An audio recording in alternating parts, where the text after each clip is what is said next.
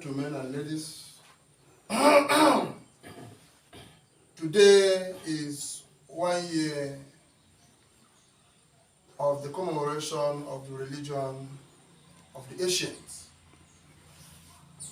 We are here today to remember and to continue the process so acclaimed 29th of May 2021. Our purpose is religious culture of Igbo tradition cannot be neglected, considering the continued misrepresentation and challenges of the environment.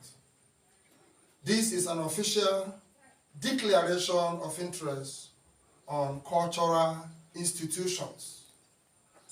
And on this declaration today, we invite the press and the general public to join us as we today invite the press to commemorate this day. We will be pleased to present these documents in today's press conference as a witness to the world and as well as a valued document of authority. Permit me to present this report. Gentlemen and ladies of the press, you will recall that on May 29, 2021, our organization alerted the nation when we got intelligence revelation that the crisis in the environment was being promoted by the members of the Nigerian force against IPOB and the East in general. At that time, we draw the attention of Nigerians and the world on the position of Mazi Nnamdi Kanu, and particularly reference on the activities of the politicians in accord with the dedicated service of Mazi Nnamdi Kanu, being critical to the integrity and stability of our nation to be restored, Biafra. Furthermore, the public service office holder should understand the importance of the mission of Nnamdi Kanu and IPOB as intelligences of heaven and the gods towards the freedom of the people of Biafra. Importantly, engaging partisan politicians are advised to restore Imo State government from the fraud and manipulation of the caliphate, that further involvement of politics without resigning will cause more blood as currently being witnessed around today. By this, we can recall that the sitting Imo governor has become a clear and present danger to the health, integrity, and reputation of the people and our nation's restoration. His continuous stay as governor will further destroy investment confidence in the integrity of business in our nation's regulatory institutions. Mr. Governor's involvement in partisan politics from fourth position underpins the impurity, lawlessness, and recklessness of the Muhammadu Buhari-led judicial administration. It further confirms that the government under Buhari has all along been the financial support of terrorism and banditry of the environment. It is now evident that the somersault of the economy under President Buhari as number one citizen has been influenced by a personal partisan interest for which the government under his watch allegedly allow multiple leakages in our financial regulations through discriminatory exchange rates, policies, and nebulous subsidies to funnel billions of naira to political lackeys to fund a presidential ambition, terror, and banditry. This also explains why under Buhari, the government, which is supposed to be the people's bank of hope, continues to engage in fraudulent retail services under EU-defined economic intervention programs to plunder the treasury. The economic and fiscal policies of the government under Buhari brought untold hardship to the productive and service sectors of our nation's economy, with consequential negative effect on the lives of our citizens.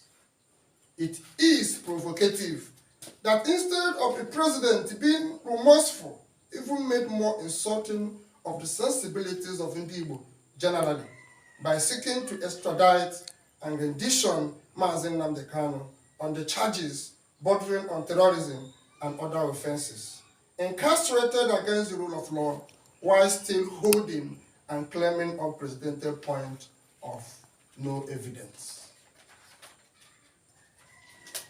The Eastern Youth Network points to reports in the public space on how Buhari agents, through corrupt practices, including manipulations of justice, exchange rates, allegedly amassed sum in billions of dollars, which is already being deployed by the purchase of hundreds of branded armored vehicles in the flags of Arewa in furtherance of a lavish terrorism and banditry campaign.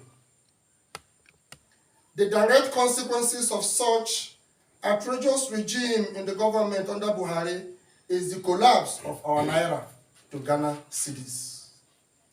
The crippling of our productive ability, multiple economic recession, increased poverty, inflation and unemployment rate, high cost of living, and excruciating hardship to our citizens. It is indeed saddening that President Muhammadu Buhari promised zero tolerance for corruption will enable, encourage, and condone such atrocious swing where our economy is open to fraudulent politicians by alleging to promote a political ambition. Eastern Youth Network stands with IPOB as unprescribed group in demanding the immediate release and withdrawal of prosecution against Mazi Nnamdi Kanu by security operative of the DSS. Immediate withdrawal of military forces from the East, particularly the Joint Task Force that has brought unwanted killing and assassinations of good people and citizens in our environment for alleged malfeasance and abuse of public office in the government under the president's watch. Conducting a referendum to determine the people's choice and peaceful dissolution of Nigeria. As a people, we are determined to confront this evil. We wish Nigeria well in his newfound but ill-fated political transition and vacation. But we demand that President Muhammadu Buhari must be brought to account for the activities that he undertook, supervised, and superintended over the years that he has been at the helm of affairs as the president, for which our economy is in comatose. We advocate Nigeria for 3 presidents to checkmate the balanced interests of the people towards dissolution of our nation. The Eastern Youth Network calls on all general public, the civil society, students, organized labors, the media, and all of us of good governance to rise up as we take drastic action in leading the change to defend the integrity of the culture and traditional rule of law and ensure that those who brought our environment and people to its knees face the full wrath of the law and of the gods. As a people oriented in culture and tradition, determined for freedom, proclaim the essence of the flag state of our culture as a memory of our God and of our cultural religion, for the peace and freedom of our wives and our children, unto a unified goodwill of all concerned. Today, we commemorate with our spirits and ancestors to defend the culture and traditional rules of the environment towards the ideal challenge of our socio-cultural economy, hence the raising of our flag. Thank you, gentlemen. High Prince Dr. Charles Chukwuemeka Amanze, National President, and convener of the Eastern Youth Network. From the table of the High Prince is the order of the Royal Messengers. We brought this message unto you and wish you well. Thank you very much.